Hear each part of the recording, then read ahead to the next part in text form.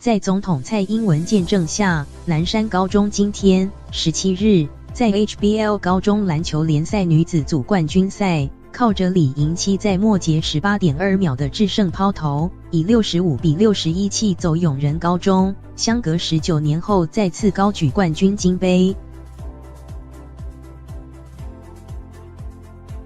107学年度高中篮球联赛今天在台北小巨蛋进行压轴冠军赛，南山第4节顶住对手追平的压力，陈敬玉轩在最后1分39秒内4罚中2，加上李盈期的神奇抛投，不仅斩断永仁本季的13连胜，也夺得队史第2座 HBL 女子组冠军。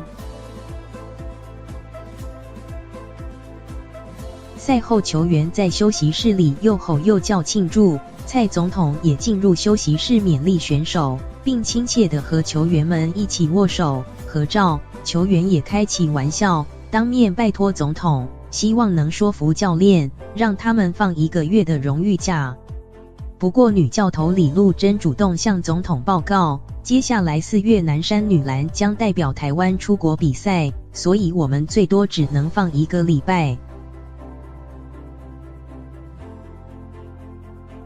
球员听到答案揭晓后说知足了，蔡总统则笑说很好。蔡总统也好奇，在比赛最后几分钟教练会不会很紧张？对此李露珍则回答没有，只要紧张球员就会跟着我一起情绪起伏，现在我的心脏练得很大。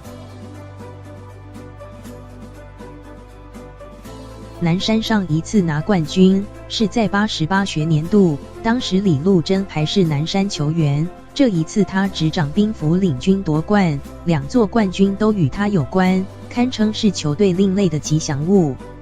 赛后李露珍强调，不管 MVP 是谁，在他心中每个孩子都是 MVP。 他也激动地说，这2场比赛证明了没有不可能，只有愿不愿意。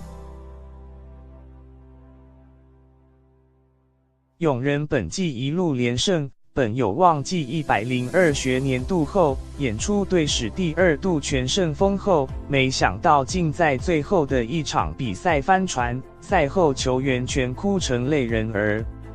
永仁教头石超杰坦言，此役对手的确打得好，反观自家球队王牌吴伟如上半场就领到3犯，打坏他的布局，就连调度也绑手绑脚，加上最后决胜期，球员没能按照战术执行，输得没有话说。